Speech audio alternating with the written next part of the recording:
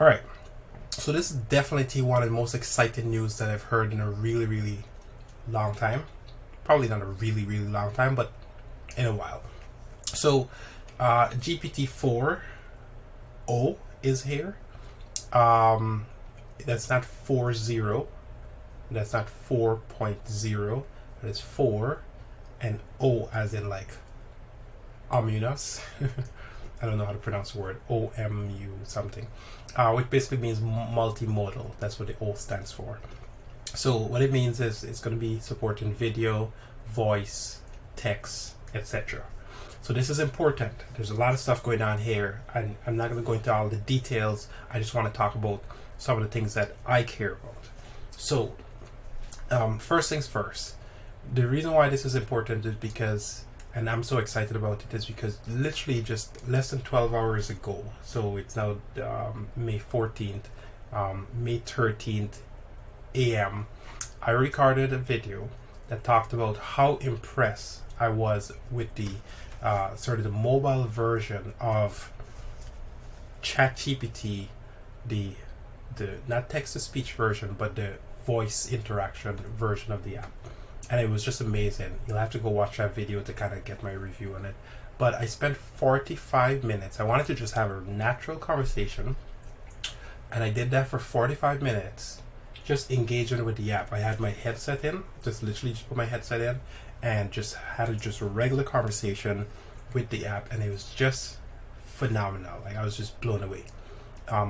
There was a 3 to 5 second delay, maybe 2.5, 5 seconds delay sometimes between the responses, but other than that, I'm like, this thing is amazing, right? So go watch the other video, you'll see my thought process around that altogether. It's just put some random thoughts. However, what this release has done is just taken this thing to a whole other level. So number one is the app now supports the ability for you to actually do video. So you could just walk around with video, sharing the camera, and then ask questions, interact with it in real time. They claim that it's real time because now the response time is under 500 milliseconds, which is like around 200 milliseconds somewhere, which is like an average per human being response tolerance level before they start feeling like there's a delay. So that's pretty impressive as it is. The voices have always been amazing, so that's cool.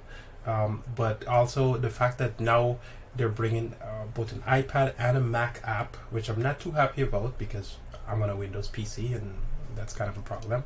But I'll figure out how to get it on Windows for sure. Or hopefully they're going to do something there. I'm sure Microsoft is coming out with their own version as well too, so we'll see what happens there. So there might be some proprietary thing that's happening with Microsoft around the Windows side of things. But nonetheless, this is pretty cool. It's a very, very cool implementation. So let me just talk about it very quickly from some of the things that I've seen. So I made some notes here. But anyway, so, on the intro, she just kind of talked about this GPT-4o, that it's just a fantastic model.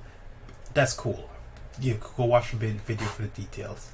A couple things that really piqued my interest. I was like, wow, that's pretty impressive. One was they had a demo video of a guy that was just kind of walking around the street and just in real time have a video. He's blind and he was just kind of talking about, asking questions about what he sees. He sees some ducks. He tried to hail up a taxi. He's trying to have interaction, and he was able to do all this while using the app. Now, this is kind of like the perfect demo type of situation. I don't know if it went that well, but the implications as to in the real world what can be done is pretty impressive. Now, we know that Google tried this. We know that Google tried these type of stuff before, and they failed at it because it turns out that the demo was actually doctored and it wasn't as fast, and right. So this was done, and so if another company, aka ChatGPT, which is now basically considered a leader in this space, were going to prove and say that they're going to be able to do multimodal, they needed to ensure with certainty that they could prove without a doubt that this was actually happening in real time. And I think the demos that they did for sure did exactly that. So let me explain. So, number one, there was this video with Sal from Khan Academy, and him and his son is just having just an interaction. They're just talking back and forth. So you could see on one side here, you could see the iPad app, and they're just having a conversation, and ChatGPT is just kind of guiding them in real time, and it's like it literally feels like three human beings are having a conversation. So this is a fascinating thing. I'm going to link this for you guys to be able to go watch that, but you could just go to their channel and see it. But I'll link it in the description. And then also, so that was cool. By the way, it's just a side note. I feel sorry for Sal's son. If you don't know who Sal is, like, he is the leader of Khan Academy. Khan Academy is just a mastermind of knowledge, and it's one of the most brilliant online tutorial platform ever. And he basically just has been responsible for just whiteboard every single one of these math problems for YouTube, first on YouTube and then on the Khan Academy website. The reason why I brought it up is because his son has such a large feat to fill, or whatever, or somebody to look up to. So it's either that, or I don't know, his son is just going to be not a genius in the math world, or not, right? He doesn't have to follow his dad's full step 100%. That's another thing, but I digress. So yeah, check out some of the videos for sure. What do I want to talk about? So let's talk about this meeting one, because I think this is interesting, at least from my perspective, right? As you guys know, on this channel, if you don't know, on this channel, I spend a lot of time talking about meetings, talking about the things around what's going on, like tools to improve meetings, things to help summarize meeting notes, etc. Go check my videos around Read AI and some of the other tools.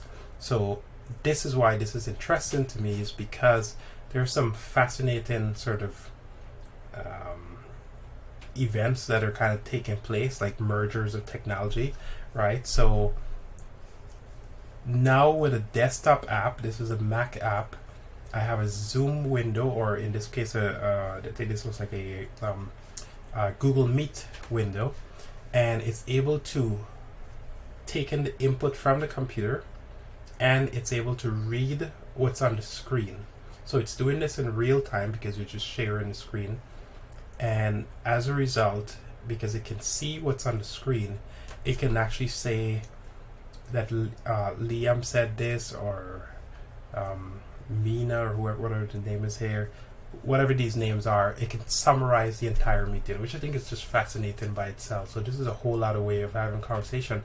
But not only that, I could specifically in real time ask ChatGPT questions about what's going on in the meeting, which makes it's an inception on the inception, right? It's just a fascinating type of thing. So I'm going to be playing around specifically with this technology to kind of see how this will affect, or how this can improve the process of improving meeting notes, taking notes, that sort of deal, right?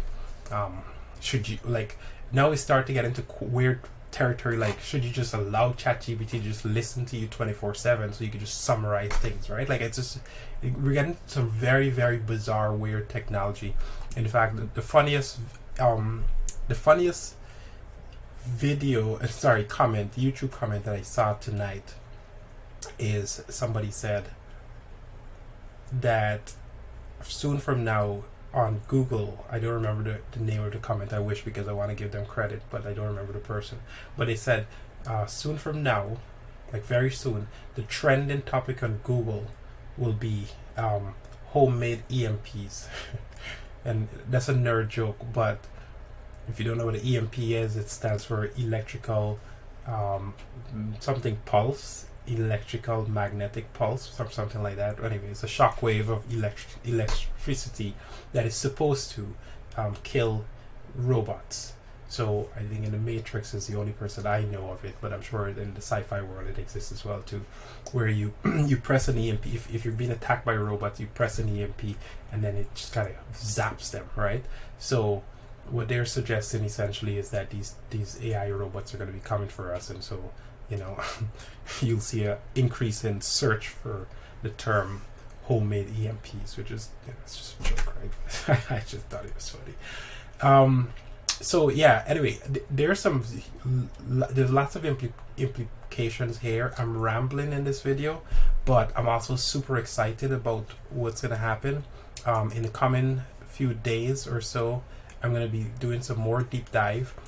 I'm also going to go into the actual ChatGPT thing. So I already have it actually on my paid account. It is significantly faster. I will say that. Like, how much faster is this new? And it responds significantly faster than the old one. It feels like the old ChatGPT-5, like it's less than a year old, but it just feels much faster and it's significantly more responsive. So yeah. Anyway, those are my random thoughts. I'm going to be putting out more videos specifically around this. I just had some thoughts around just what I think is pretty cool, and so I just wanted to share that with you guys. If you've gotten any value from this, subscribe. If you want to see more things around sort of like meetings, technology, just random thoughts. I'm just some guy that's just living out my life. Like, I don't really have a specific agenda other than just trying to help people, but I'm also fascinated by technology and specifically this AI space.